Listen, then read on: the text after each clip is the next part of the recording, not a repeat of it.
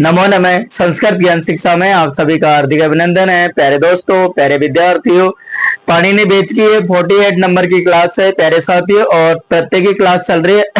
आज तद्धित प्रत्यय कंप्लीट हो जाएगा प्यारे साथियों। इससे पहले यदि आप मेरे चैनल पर नए हैं तो मेरे चैनल को लाइक शेयर और सब्सक्राइब जरूर करें।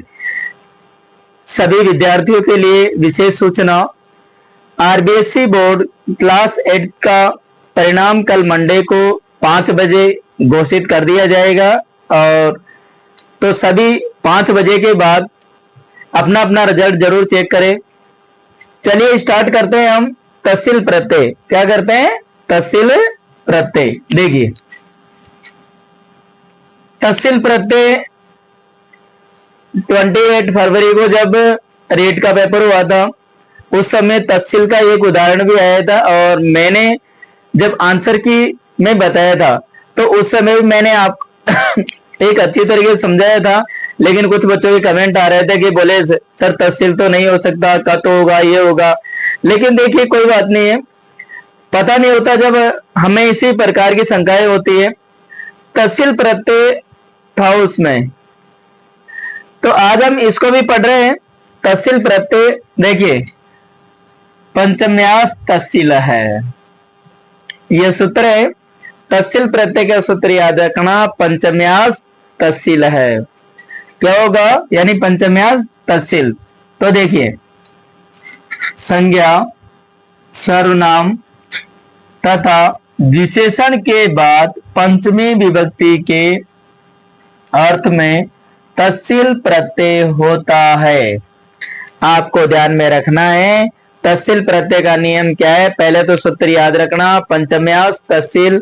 यह सूत्र क्या कह रहा है कि संज्ञा, सर्वनाम और विशेषण के बाद संज्ञा, सर्वनाम और विशेषण के बाद यदि पंचमी विभक्ति के अर्थ में तहसील प्रत्यय का प्रयोग किया जाता है, परि तथा अभि उपसर्ग के पश्चात भी इसका प्रयोग होता है। आपको ध्यान में रखना, इसमें विशेष दिया गया है कि परि और अभि उपसर्ग के बाद भी इसका प्रयोग किया जाता है। इसका तस् शेष रहता है। क्या शेष रहता है?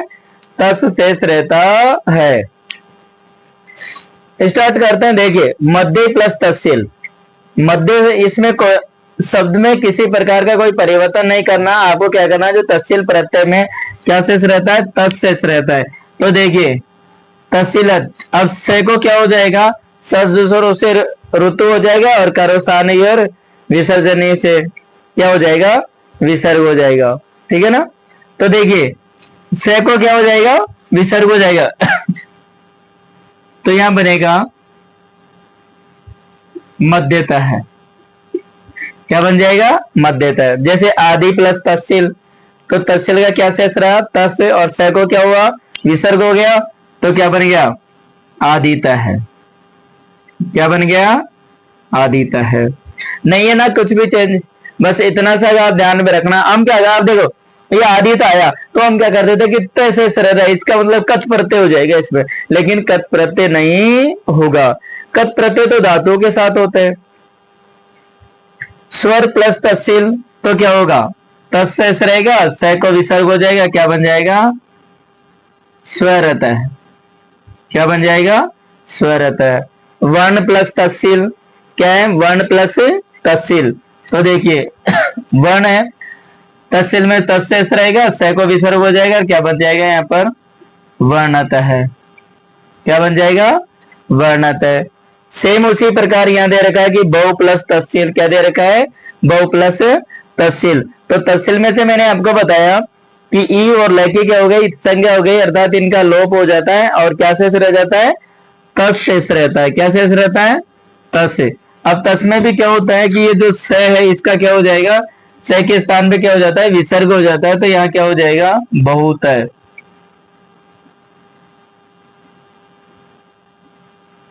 अग्रय प्लस तहसील, तो अग्रय देखिए, तहसील प्रत्यय जोड़ रहे, तहसील में से तस शेष रहेगा और से का विसर्ग हो जाएगा, तो क्या बनेगा? अग्रता है।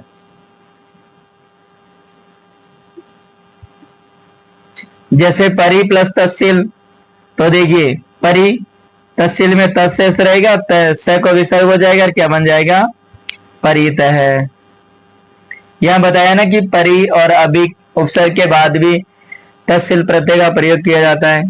तो अभी है तो इसमें भी क्या हो जाएगा आपका, अभीत है। वही तत्शील का तत्स रहेगा और क्या बन जाएगा, स को क्या हो जाता है, विसर्ग हो जाता है और क्या बन जाता है यहाँ पर, अभीत है। क्या हो जाएगा, अभीत है। आगे देखना उभयत, तो वही तहसील, तहसील का तस शेष रहेगा, स को विसर्ग हो जाएगा और क्या बन जाएगा, उभयत।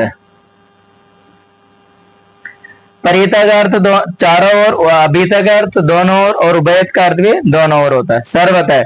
तो देखिए वही तहसील प्रत्यय हो जाएगा तो क्या बन जाएगा यहाँ पर, सर्वत है, बन गया सर्वत है। विश्व तो क्या बनेगा, विश्वत है। अब देखना ये अस्मत् शब्द है, अस्मत् शब्द है, शब्द रूप में पढ़े हैं आप लोगों ने, पढ़े होंगे जरूर, नहीं पढ़े हो तो पढ़ लेना। अस्मत् और युष्मत् शब्द होते हैं, तो उसकी पंचमी का यहां दे रखा है कि पंचमी विभक्ति के अर्थ में। तो देखिए अस्मत् की पंचमी विभक्ति क्या होती है, मत है। तो इस तरीके से यह वाला रूप होगा इसका, मत है। अस्मत् शब्द से यदि तत्शील प्रत्यय करवाए तो क्या शेष रहेगा, यानी मतय बनता है। क्या बनता है, मत है। यत से करवाए तो क्या बनेगा, यत है। इस तरीके से प्यारे साथियों आज हमने तहसील प्रत्यय कंप्लीट किया और इसके बाद एक इन्हीं प्रत्यय और इस जो तद्धित प्रत्यय सारे कंप्लीट हो जाएंगे। आप जल्दी से इसका स्क्रीनशॉट ले लीजिए एक बार। पहले हमने पढ़ा तहसील प्रत्यय और अब हम पढ़ रहे हैं इन्हीं अर्थात नीनी प्रत्यय। कहीं कहीं पर क्या होता है कि नीनी आ जाता है, लेकिन जो इन्हीं है, ठीक है, इन्हीं प्रत्यय। तो देखिए अकारांत शब्दों वाला या युक्त अर्थ में इन्हीं प्रत्यय होता है। आपको ध्यान में रखना प्यारे साथियों कि अकारांत शब्दों वाला या युक्त अर्थ में इन्हीं प्रत्यय होता है। इन्हीं का इन शेष रहता है, यानी जो ये प्रत्यय है इन्हीं प्रत्यय, इसमें क्या होता है, ई की इत संज्ञा यानी ई का लोप हो जाता है, हट जाता है और क्या शेष रह जाता है, इन शेष रहता है। तो देखिए जैसे यहां दे रखा है दंड प्लस इनी, क्या दे रखा है, दंड प्लस इनी। अब देखिए शब्द में किसी प्रकार का कोई परिवर्तन नहीं होगा, यहाँ पर जैसा है वैसा का वैसा ही रहेगा। और यहाँ जो इनी प्रत्यय इसमें क्या होगा, ई का लोप हो जाएगा और इन शेष रहेगा। अब आपको ध्यान में रखना है कि जब किसी व्यंजन में से स्वर को निकालते हैं तो व्यंजन क्या हो जाता है, आधा हो जाता है। तो यहाँ क्या हो गया, न अलंत हो गया। तो देखिए क्या बने, यदि जो प्रत्यांत रूप होता है, प्रत्यांत रूप तो बनेगा, या जो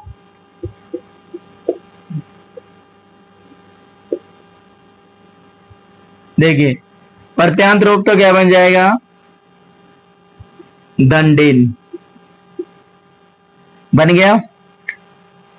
इन्हीं प्रत्यय से यदि प्रत्यांत शब्द बनाया जाए तो इन शेष रहेगा और दंड में इन जोड़ दो तो क्या होगा, दंडिन हो जाएगा।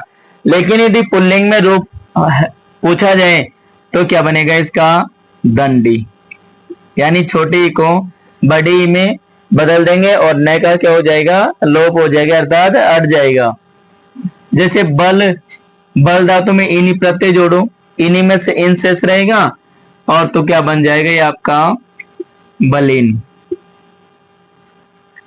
और पुल्लिंग में क्या बनेगा, बली, ठीक है। तो दंडी और बली में यदि आपसे पूछा जाए तो ध्यान में रखना, हम क्या करते हैं कभी कभी गीत प्रत्यय कर देते हैं, लेकिन वो नहीं होगा, इन्हीं प्रत्यय होगा। इन्हीं का क्या होता है, ई का लोप होकर के इन शेष रहता है।